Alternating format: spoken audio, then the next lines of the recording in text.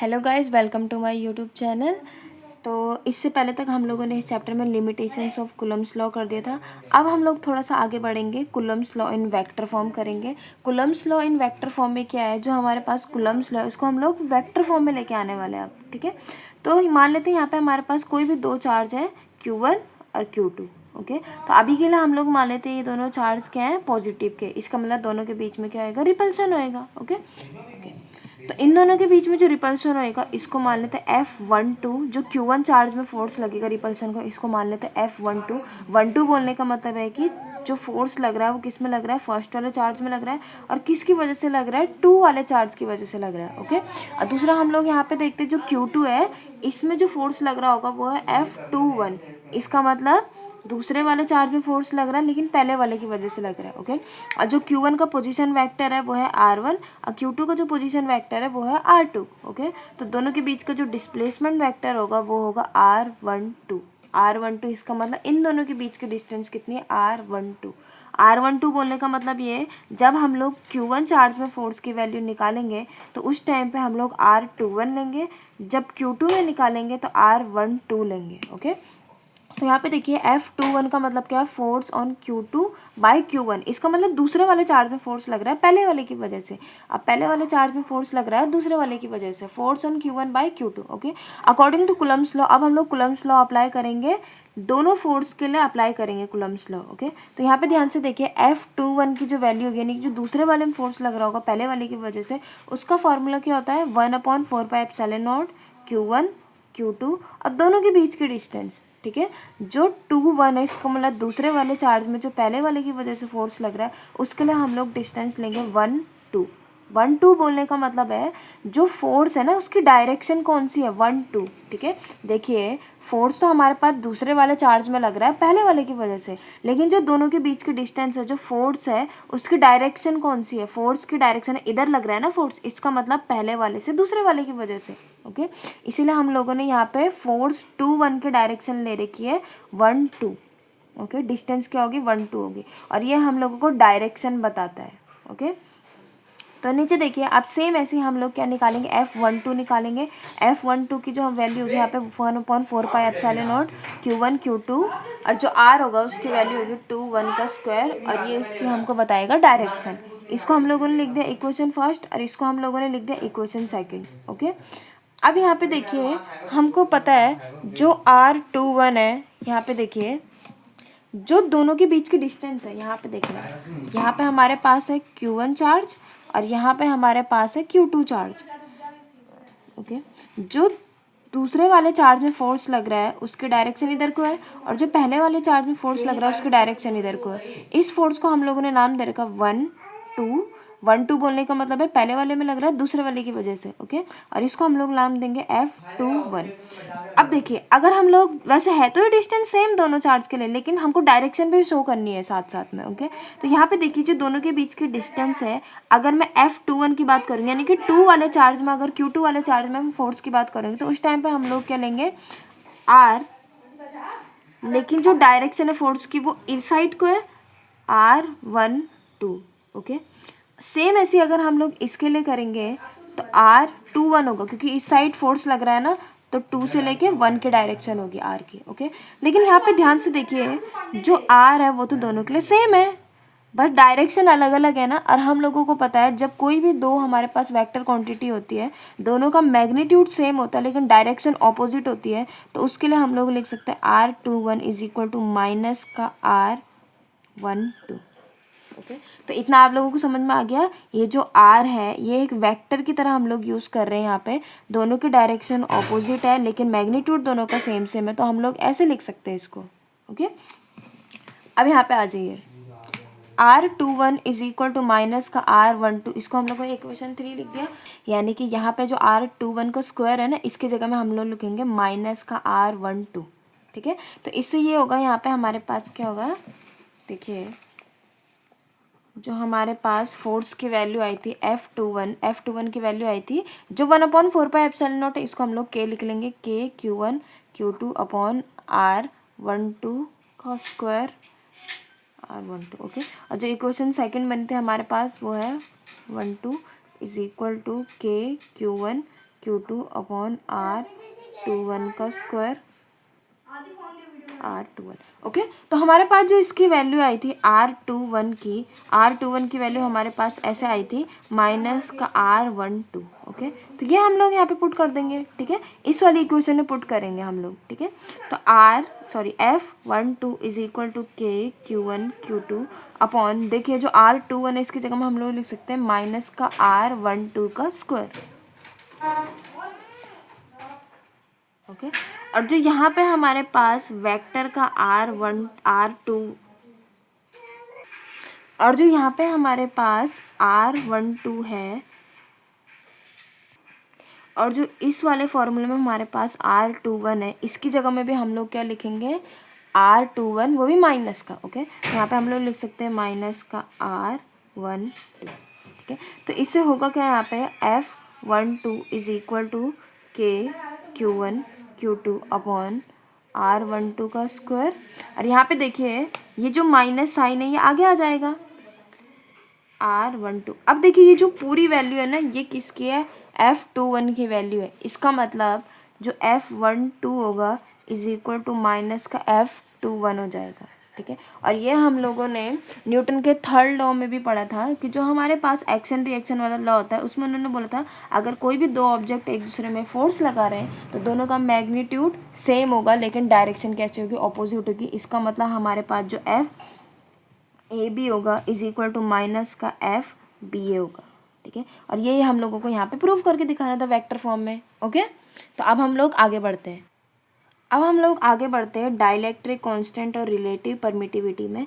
तो देखिए इससे पहले हम लोगों ने क्या किया था, जो एप्सिलॉन नॉट आया था हमारे पास कूलम्स लॉ से। कूलम्स लॉ क्या था हमारे पास, force equal to 1/4 pi epsilon naught Q1 Q2 upon R² था हमारे पास। तो देखिए अगर हमारे पास कोई भी दो चार्जेस या तो स्पेस में या अगर वो दोनों के दोनों एयर में, तो उनके लिए एप्सिलॉन नॉट अप्लाई होता है। ओके, एप्सिलॉन नॉट बोलने का मतलब ये है, इसका मतलब परमिटिविटी होता है, ये फ्री स्पेस की परमिटिविटी है। ओके, परमिटिविटी बोलने का मतलब ये है कि उसकी मतलब पावर कितनी है। ओके, परमिटिविटी ये किसकी है, फ्री स्पेस की परमिटिविटी है, ठीक है। एप्सिलॉन का मतलब ये होता है कि परमिटिविटी, और परमिटिविटी का मतलब ये होता है कि उसकी कितनी पावर है। ओके, यानी कि जो फोर्स है वो कितना ज़्यादा है कितना कम लगेगा, वो होता है परमिटिविटी। ओके, तो ये जो एप्सिलॉन नॉट लग जाता है ना, तो नॉट का मतलब ये होता है कि वो किसके लिए है, फ्री स्पेस के लिए है। ओके, देखिए जो हमारे पास फ्री स्पेस के लिए होता है और एयर के लिए होता है परमिटिविटी सेम होती है। तो एप्सिलॉन नॉट जो एयर होता है और स्पेस होता है दोनों में हम लोग सेम कर सकते हैं। ओके, ठीक है। तो अब हम लोग थोड़ा सा और आगे बढ़ेंगे। अगर मान लें तो हमारे पास कोई दो चार्जेस है Q1 Q2, ये हमारे पास स्पेस में नहीं है ना ही एयर में, मान लें तो कोई हमारे पास मीडियम है, उस मीडियम के अंदर है दोनों चार्जेस। क्या इन दोनों चार्जेस के बीच में अब उतना ही फोर्स लगेगा जितना इनके बीच स्पेस में लग रहा था। स्पेस में बोलने का मतलब ये चार्ज की वैल्यू तो सेम सेम है और दोनों के बीच का डिस्टेंस भी सेम है, लेकिन पहले वो स्पेस में थे, अब हमने किसी मीडियम में रख दिया उन्हें। ओके, तो क्या दोनों के बीच का जो फोर्स है वो चेंज होगा या नहीं होगा, तो इसका आंसर है यस, इनके बीच का जो फोर्स है वो चेंज होगा, ठीक है। तो उसका जो चेंज है F equal to 1/4 pi epsilon naught, जहाँ पे हम लोग लिखते थे अब हम लोग लिखेंगे एप्सिलॉन M, बाकी सारी वैल्यू सेम सेम होगी Q1 Q2 अपॉन R², ठीक है। तो जो एप्सिलॉन M है ये फ्री स्पेस की परमिटिविटी नहीं है तो परमिटिविटी, लेकिन फ्री स्पेस की परमिटिविटी नहीं है, ये मीडियम की परमिटिविटी है। ओके,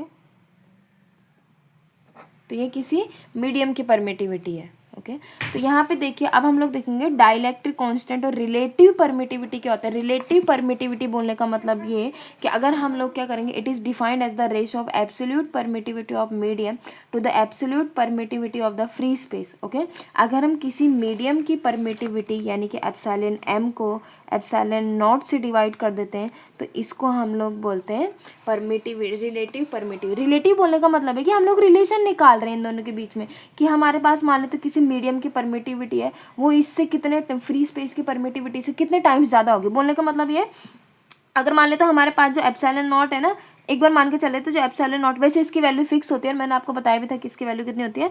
जो एप्सिलॉन नॉट होता है मान के चले थे जो इसकी वैल्यू है वो है 10। ओके, और किसी मीडियम की जो परमिटिविटी हमारे पास आई है वो आई है 2, ठीक है। तो इसका जो आंसर है हमारे पास आएगा 2/10 यानी कि 1/5। इसका मतलब अगर हमारे पास ये वाला मीडियम जिसकी परमिटिविटी 2 है और एप्सिलॉन नॉट की वैल्यू अगर 10 होगी, तो इसका मतलब जो मीडियम की परमिटिविटी है is 1/5 of permittivity of free space. इसका मतलब 1/5 है वो, इसका मतलब 5 गुना कम है वो उससे, ठीक है। तो इसको बोलते हैं रिलेटिव। बोलने का मतलब है कि अगर हम लोग रिलेशन निकाले किसी के बीच में कहीं पे, ठीक है, रेशो निकाल रहे हैं उनका, ठीक है, तो डाइलेक्ट्रिक कांस्टेंट भी बोलते हैं उसको, या फिर रिलेटिव परमिटिविटी भी बोलते हैं। It is defined as the ratio of absolute permittivity of medium, यानी किसी मीडियम की परमिटिविटी को अगर हम लोग डिवाइड करेंगे, रेशो निकालेंगे to the absolute permittive of free space, free space से डिवाइड करेंगे। यहाँ पे उन्होंने ऐसे लिख रखा है, वैक्यूम के लिए हमारे पास ये फॉर्मूला होगा, मीडियम के लिए हमारे पास ये फॉर्मूला होगा फोर्स का। अगर हम लोग दोनों का रेशो निकाल देंगे तो हमारे पास ये आंसर आएगा, epsilon m upon epsilon not. और इसको हम लोग k से भी डिनोट करते हैं, k r से भी डिनोट कर सकते हैं। और इसके लिए हमारे पास f not upon F m भी फॉर्मूला होता है, ओके। सेकेंड डेफिनेशन भी है इसकी, the ratio of force between two charge. अब फोर्स के टर्म्स में हम लोग आंसर निकाल रहे हैं, यानी कि जो के होगा इसी को हम लोग रिलेटिव परमिटिविटी बोलेंगे। तो ये इसका फॉर्मूला क्या होगा, के का F not upon F M. तो अब फोर्स के टर्म्स में निकालेंगे, the ratio of force between two charges in free space, यानी कि फ्री स्पेस में अगर हमारे पास फोर्स लग रहा होगा उसको हम लोग डिवाइड करेंगे to the force between two charges in any medium is called relative permittivity. इसका मतलब परमिटिविटी के टर्म्स में अगर हम लोग निकालेंगे तो epsilon m upon epsilon not, लेकिन अगर फोर्स के टर्म्स में निकालेंगे तो epsilon not upon epsilon m answer आएगा हमारा, ठीक है। तो ये हमारे पास क्या हो जाएगा, फॉर्मूला बन जाएगा, ठीक है। जो k होता है या फिर के आर होता है, इसको हम लोग रिलेटिव परमिटिविटी भी बोल सकते हैं, ठीक है।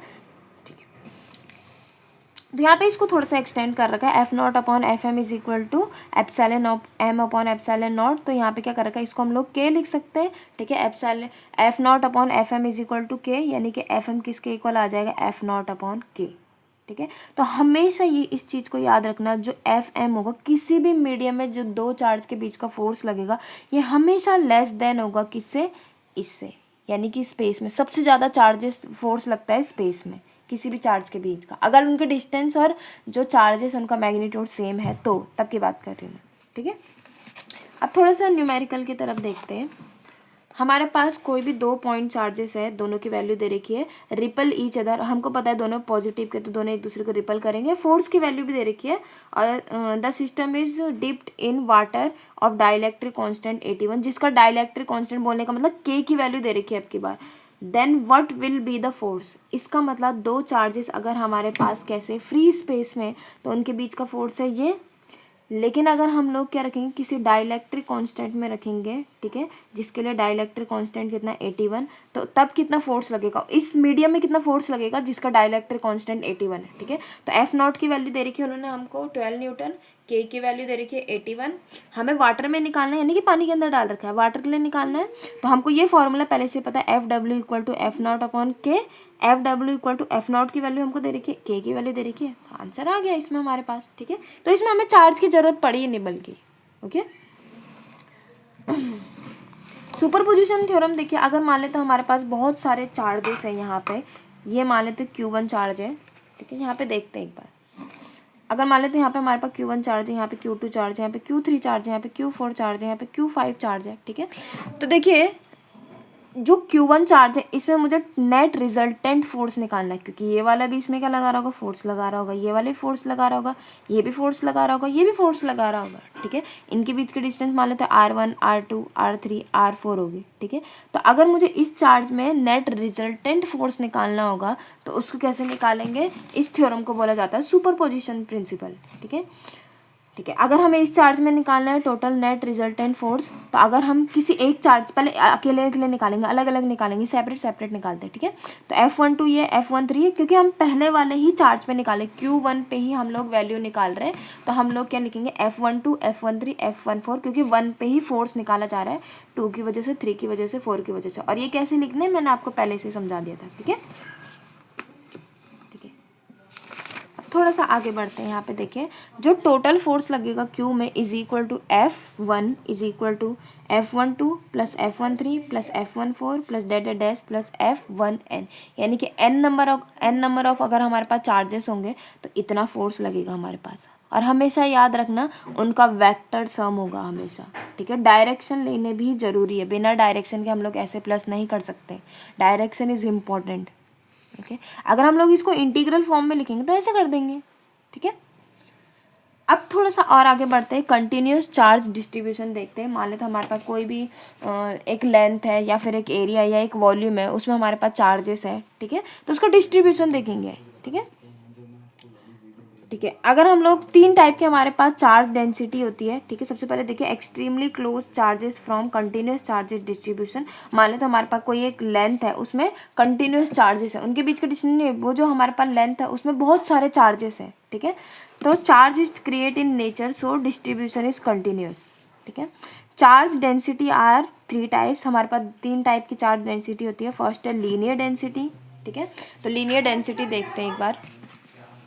तो लीनियर डेंसिटी में क्या है, चार्ज पर यूनिट लेंथ, ठीक है। देखिए अगर मान लेते हैं हमारे पास ये लेंथ है, इसमें पॉजिटिव का मान लेते हैं, नेगेटिव भी हो सकता है पर हम लोग मान लेते हैं कि इसमें पॉजिटिव का चार्ज है, ठीक है। इसमें टोटल चार्ज है Q और जो टोटल इसकी लेंथ है वो है L, ठीक है। टोटल जो लेंथ है वो कितनी है, L है, और जो टोटल चार्ज है वो कितना है, Q है। हमको ये निकालना है कि चार्ज डेंसिटी कितनी है। डेंसिटी का बोलने का मतलब ये है कि जो चार्ज है वो कितने पास पास है एक दूसरे के, डेंसिटी निकालनी है हम लोगों को, ठीक है। तो उसको हम लोग डिनोट करते हैं लैम्डा से, और लैम्डा इज इक्वल टू होता है Q/L। सिंपल सी चीज़ है ना, अगर टोटल चार्ज Q है और टोटल लेंथ L है, मुझे एक यूनिट में निकालना है, एक यूनिट लेंथ में निकालना है, तो वो कितना आ जाएगा हमारे पास Q/L। सिंपल सी चीज़ है। अगर मैं बोलूँगी मेरे पास कितने हैं 25 पेन है, ठीक है, और मान लें तो मैंने कितने के खरीदे 25 पेन, 100 रुपये के खरीदे, मुझे एक पेन का रेट निकालना है, तो कैसे निकालेंगे, 100 को 25 से डिवाइड करेंगे, 25 से डिवाइड करेंगे, तो आंसर कितना आएगा इसमें हमारे पास 4। इसका मतलब एक पेन कितने का, 4 रुपये का। मुझे भी वही निकालना है। यहाँ पे मुझे टोटल कॉस्ट पता है कि टोटल चार्ज कितना है, ये टोटल कितने रुपये मेरे खर्च हुए हैं, 100 रुपये खर्च हुए, ठीक है। और जो टोटल मेरे पास पेन है वो कितने हैं, 25 है, मुझे एक का निकालना है, ठीक है। तो ये हमारे पास क्या आ जाएगा, चार्ज डेंसिटी आ जाएगी लैम्डा इक्वल टू Q/L, ठीक है। तो ये देखिए यूनिट तो आप लोग इसमें निकाल ही लोगे, जो Q होता है इसकी यूनिट कितनी होती है, कुलम, और लेंथ की कितनी होती है, मीटर, तो कुलम पर मीटर हो जाएगी, ठीक है। डायमेंशन कितनी होगी इसकी, M0 L-1 8 T इसकी डायमेंशन है, ठीक है। अब सेकंड हम लोग चार्ज डेंसिटी में आ जाते हैं। सरफेस चार्ज डेंसिटी है सेकंड हमारे पास। फर्स्ट हमारे पास थे लीनियर चार्ज डेंसिटी और सेकंड हमारे पास सरफेस चार्ज डेंसिटी, ठीक है। सरफेस बोलने का मतलब है कि अब हमारे पास लेंथ भी है, ब्रेथ भी। उस टाइम हमारे पास सिर्फ कितनी थी, क्या थी, हमारे पास लेंथ थी, ठीक है। तो इसका मतलब यहाँ पे हमारे पास एरिया आ जाएगा। तो मान लेते हैं हमारे पास क्या है, कोई भी एक सरफेस है जिसका एरिया A है और टोटल चार्ज इसमें Q है, मुझे पर यूनिट एरिया में निकालना है। उस टाइम पर यूनिट लेंथ में निकालना था, अब की बार पर यूनिट एरिया में निकालना। तो सिंपल चीज़ है, जहाँ पे हम लोग लेंथ से डिवाइड कर रहे थे, अब की बार एरिया से डिवाइड करेंगे और यूनिट कितनी हो जाएगी इसकी, कुलम पर मीटर स्क्वायर, ठीक है। सेम ऐसे हमारे पास वॉल्यूम चार्ज डेंसिटी है। वॉल्यूम बोलने का मतलब अब हमारे पास लेंथ भी है, ब्रेथ भी है और हाइट भी है, ठीक है। तो इसका मतलब Q/V हो जाएगा, यूनिट हो जाएगी कुलम पर मीटर क्यूब, ठीक है। इसमें कुलम मीटर पर मीटर स्क्वायर था।